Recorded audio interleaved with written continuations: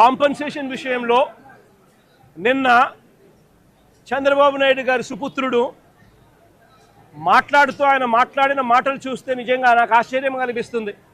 మానవత్వం అన్నది ఎవరికైనా ఎక్కడైనా కానీ కొద్దో గొప్ప ఉండాలి కదా, ఇలాంటి మనుషులు కూడా ఉంటారా అనిపించింది.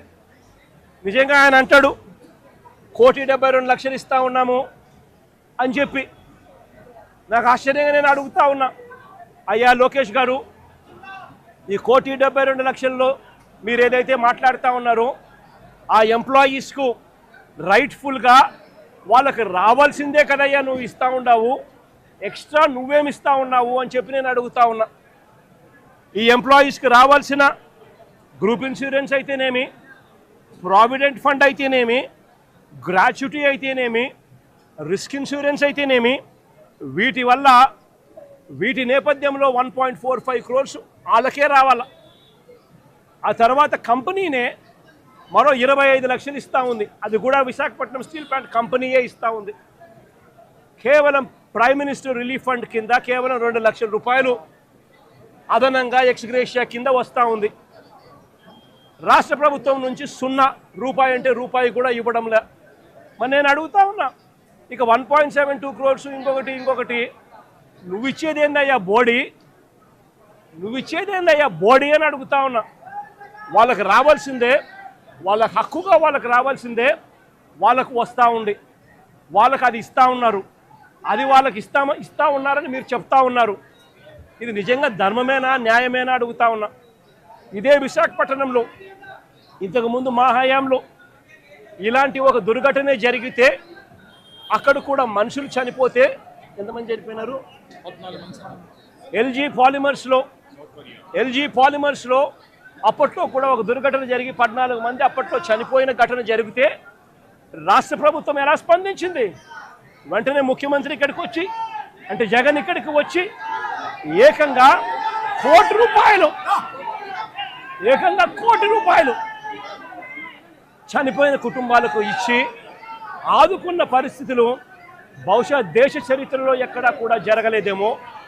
ఒక్క ఆంధ్ర రాష్ట్రంలో జగన్ ముఖ్యమంత్రిగా ఉన్నప్పుడు చోటు చేసుకున్న ఘటన. ఏకంగా 1 కోటి రూపాయలు వాళ్ళకి ఇచ్చి ఆ కుటుంబాలకు తోడుగా ఉండి ఆ వాళ్ళ సభ్యులు చనిపోయిన వాళ్లకు ఉద్యోగాలు కూడా మళ్ళీ ఆ కంపెనీలో ఇచ్చేట్టుగా వైఎస్ఆర్సీపీ ప్రభుత్వం అప్పట్లో అడుగులు ముందుకు వేసి చేయించింది.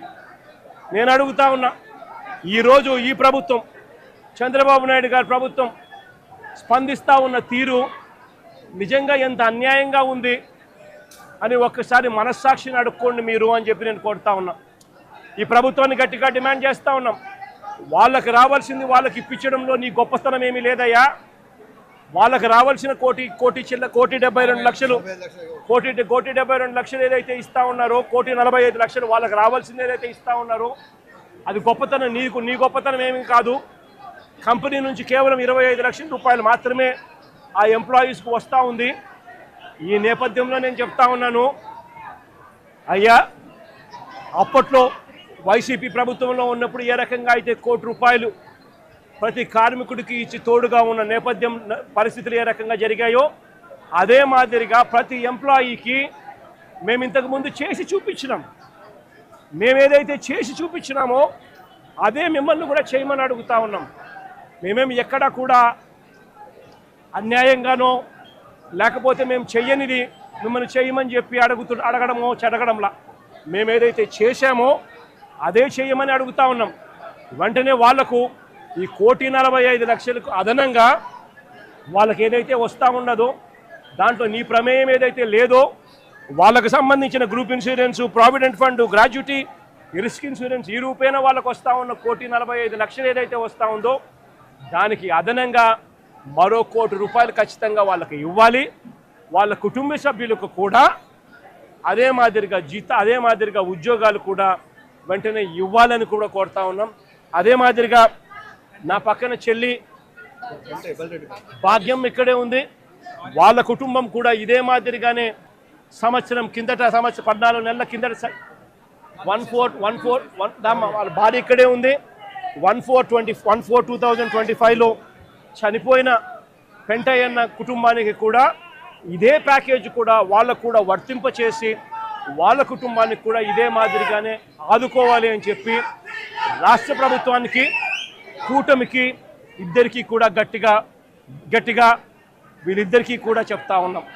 మరీ ముఖ్యంగా చంద్రబాబు నాయుడు గారికి, మరీ ముఖ్యంగా రాష్ట్ర ప్రభుత్వానికి, ఎందుకంటే బాధ్యత రాష్ట్ర ప్రభుత్వం కాబట్టి వెంటనే చిత్తశుద్ధి చూపండి, ఎంప్లాయీస్కి తోడుగా ఉండండి. మీరు కూడా అసెంబ్లీలో వైఎస్ఆర్ కాంగ్రెస్ పార్టీ తీర్మానం చేసినట్టుగానే మీరు కూడా ప్రైవేటైజేషన్కు వ్యతిరేకంగా అసెంబ్లీలో తీర్మానం మేము చేసినట్టుగానే తీర్మానం కూడా చేసి కేంద్రానికి పంపి ఇది జరగకుండా కూడా ఆపే కార్యక్రమంలో చిత్తశుద్ధిని కూడా చూపండి అని చెప్పి కూడా గట్టిగా వీళ్ళందరికీ కూడా కోరుతా ఉన్నాం. ఇదొకటే కాదు, మేము ఇంత అడుగుతా ఉన్నా కూడా చంద్రబాబు నాయుడు గారి ప్రభుత్వంలో ఎక్కడైనా మానవత్వం లేక ₹1 కోటి ఇవ్వాల్సిన చోట వాళ్ళకు ఇవ్వని పరిస్థితి ఎక్కడైనా ఉంటే మాత్రం ప్రతి బాధితురాలికి, ప్రతి బాధితుడికి చెప్తా ఉన్నా, ప్రతి అక్కకు, ప్రతి చెల్లెమ్మకు, ప్రతి బాబుకు చెప్తా ఉన్నా, బాధపడాల్సిన పనుల కొంచెం ఓపిక పట్టండి. దేవుడి దయతో మన ప్రభుత్వం వచ్చిన వెంటనే ఒక నెల తిరక్క మునిపే ₹1 కోటి రాష్ట్ర ప్రభుత్వం తరఫు నుంచి వీళ్ళకి ఇచ్చి ఆదుకుంటామని చెప్పి ఖచ్చితంగా చెప్తా ఉన్నాం. అందులో మీకు కూడా ఉంటారు తల్లి, అందులో మీ కుటుంబాన్ని కూడా ఖచ్చితంగా అది వర్తింపజేసేట్టుగా కూడా చేస్తామని కూడా చెప్తా ఉన్నా. కాబట్టి అందరం కూడా మానవత్వం చూపాలి అని చెప్పి, మానవత్వం చూపుతూ ఆదుకోవాలని చెప్పి ఈ రాష్ట్ర ప్రభుత్వాన్ని గట్టిగా కోరుతా ఉన్నాం.